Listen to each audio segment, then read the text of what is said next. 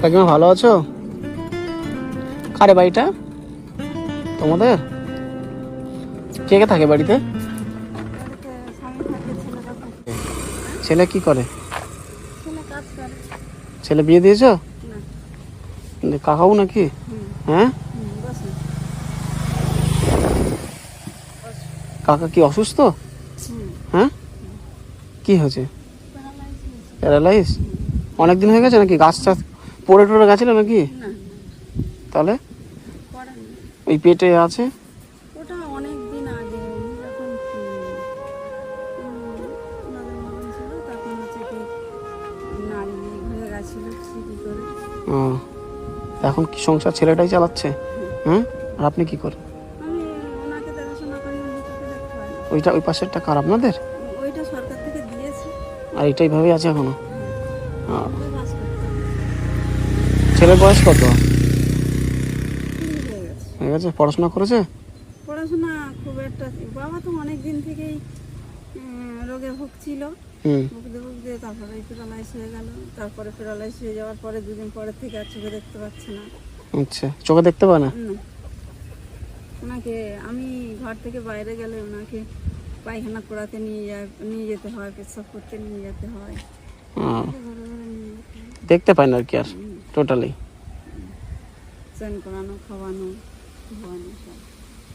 আর জন্য ছেলে বলে কোথাও তোমাকে যেতে হবে না, তুমি বাবাকে দেখো।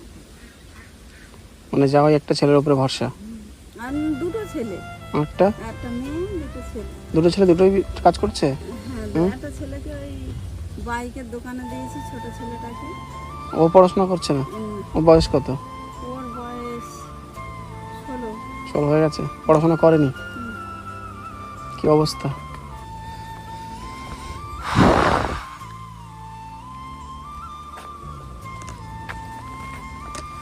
ভিতরে বাবা কোথাও যেতে পারছি না, একটা ছেলেকে তো সংসার কি আর চলে রে বাবা।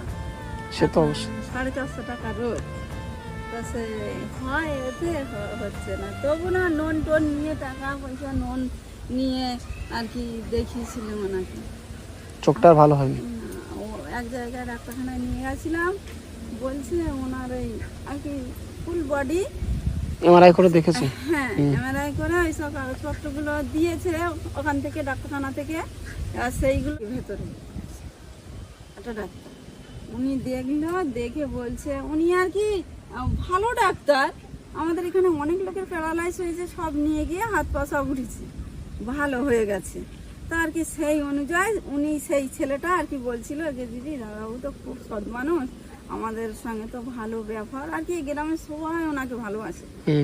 এবার ওনার এরম হয়ে আছে, তা চলো না তুমি একটু পয়সা 2000 টাকা মতো জোগাড় করো। তা আমি বলি ভাই একটুখানি দেরি কর, আমি ধার দেনা করে চাষ করেছি আর কি, এই জমিতে চাষ করি, বুঝতে পেরেছি। ধান করেছি, আমি ধানটা কাটি, কেটে বিক্রি টিকির করে দিয়ে আর নিয়ে যাবো। বাবুর পয়সা দিয়ে যদি গোছাতে যাই তাহলে এদিকে হাঁড়ি বন্ধ হয়ে যাবে।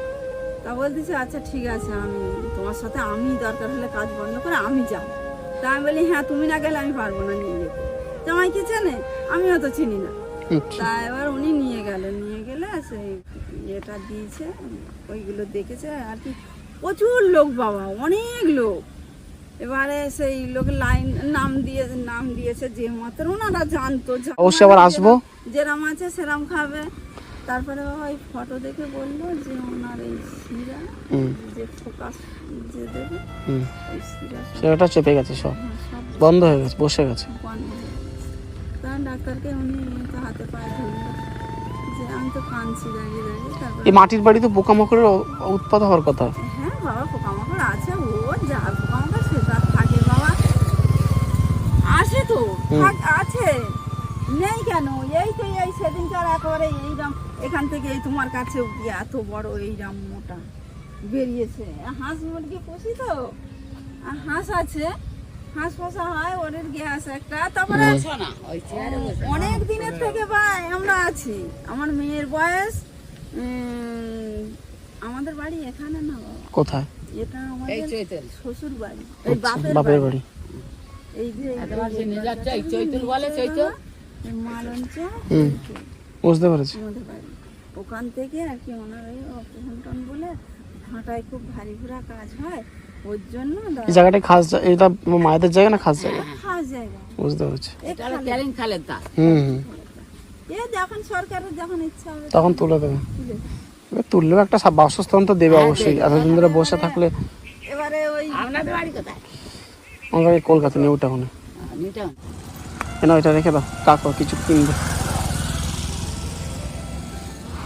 ও বাবা, থাক, না না নাও রেখে দাও। ঋণী হয়ে থাক। না না আমি এটা খুশি হয়ে দিয়েছি, মনে করো একটা বড় ছেলের মতো দিয়েছি। তা আবার এসো। অবশ্যই আসবো। কাকাকে দেখে রাখো একটু, কেন উনি দেখতে পায় না যত হোক। ওই তো ওর জন্য। ঠিক আছে কাকাকে দেখে রাখো, আবার অবশ্যই আসবো যদি দেখা হবে যেদিন। হুম আচ্ছা আবার এসো। হুম হুম।